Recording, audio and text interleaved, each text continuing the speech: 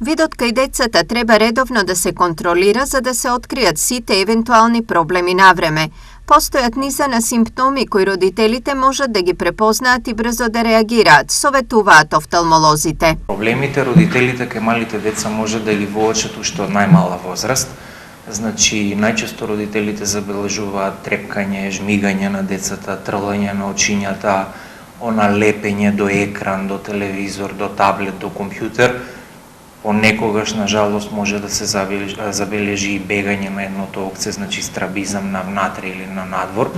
Најдобра возраст на која може да се почне со квалитетен третман е околу 3-та година од животот на детето. И од 3 години веќе нагоре може да се почне со првичен скрининг, да се види барем ориентационо за што станува збор, а веќе од 4-5 година децата одлично соработуваат, солидно соработуваат и можеме да направиме апсолутно комплетен преглед, значи со мерење на рефракција, доколку има настанато кривење на окото, значи со вежби, со покривање, значи на едното око за да се форсира видот на другото око, значи цела низа на третмани кои што ви довеле до правилен развој на видот.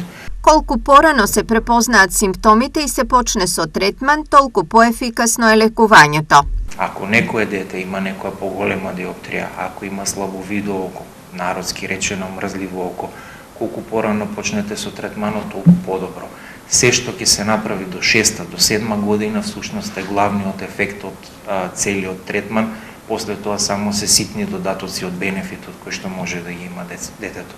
Така да од 3 години нагоре е перфектна возраст за да се почне со третман на едно дете.